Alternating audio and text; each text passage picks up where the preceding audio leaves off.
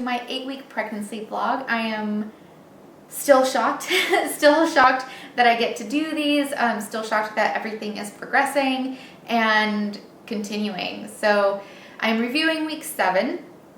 In week 7, baby went from size of a blueberry to size of a jelly bean. So went from chocolate chip to a blueberry to a jelly bean in the last few weeks here. So that's pretty cool. No due date changes. I didn't have any appointments. I had some midwife interviews, which I will talk about in a little bit. Physical symptoms. I haven't had too many. They've all pretty much been the same. Hunger. There's been some reactions to things I've eaten, but not many because I'm really just trying to eat healthily. So tired. So 7 to 8 weeks has been a very, very tired week for me. Now, granted, there is a lot of growing going on with baby this week. All of the lungs started to develop, baby started to pee, woohoo! The brain started to develop. All of the organs at least have started their baseline structure. And so that's really cool and fascinating, but it definitely hit me like a truck this week. I've just been so tired. Hair growth. I feel like I am having to shave my legs and under my arms so much more often. Generally speaking, the hair on my head grows really fast, but the rest of me is just kind of normal to slow. I feel like I need to shave my legs constantly now. So emotionally, like I just said, I haven't been super emotional. The week itself has been mostly good. We had some complications with our dog post-surgery. He's doing fine, but that's been kind of gross. It's been a pretty decent week, nothing crazy emotional going on, so that's been kind of nice. I'm finally not dreading doing grocery shopping, so that's pretty good too. For the last couple weeks, I just haven't wanted to do it at all, but I'm back on track with that. So we actually have food in the house now. I can actually cook a decent meal instead of throwing things together. Like the other day, I ended up telling the kids that they were going to have a European style dinner, and they had cheese and crackers and craisins and nuts and a little bit of fruit. So it was they were all excited to have this European style dinner. I was like, no, okay. That was a good pregnancy mom moment right there. There hasn't been much TMI this week. Again, I still don't have a bunch of cervical mucus, so I kind of feel weird about that, but whatever. If I don't have to deal with constant cervical mucus at this point, I'm kind of good with it. And there have been a couple times where my daughter got her ears pierced this week, and she was so excited, but she freaked out. And when I got my ears pierced as a little kid, we ended up going out and getting ice cream, so we went to go get a treat as well.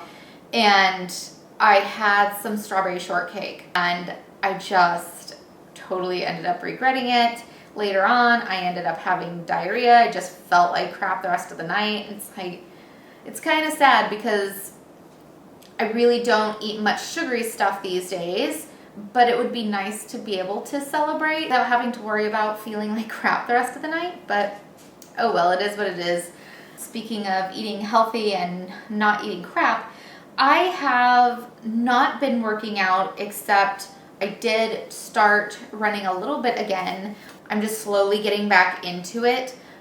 I haven't been working out. I haven't been super sick, but I have lost 5.5 pounds. I'm not complaining, but it's definitely kind of weird to me. I didn't have any doctor appointments this week, but I did have interviews with midwives. So I will upload a video at some point about the questions I asked, which questions I thought were a little bit superfluous, which questions I would have asked had I had more time to prepare or had I thought about them beforehand, and the silly questions that I asked them, because there were a couple. I do think I have found my midwife.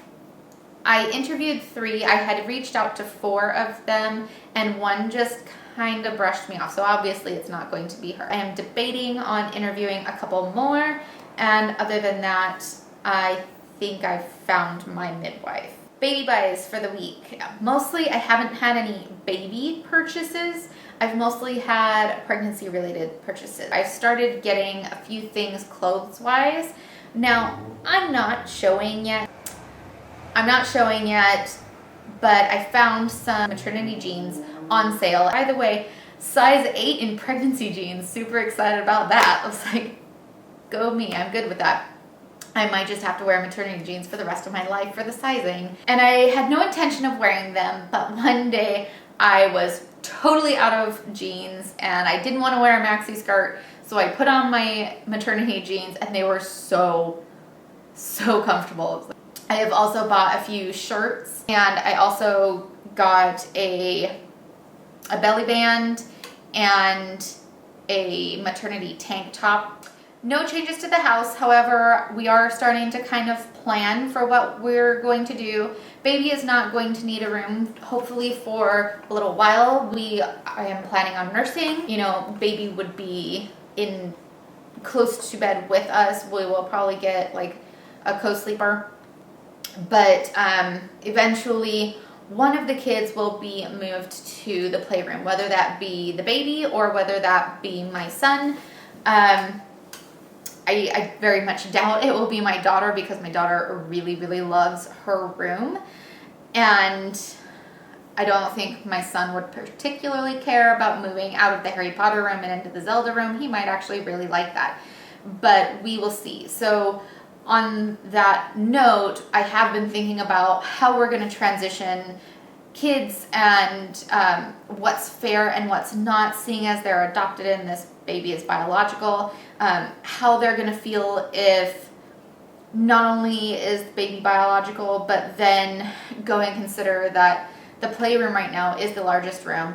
Not by a whole lot, but by a little bit. And how would they end up internalizing if the biological child's got the biggest room?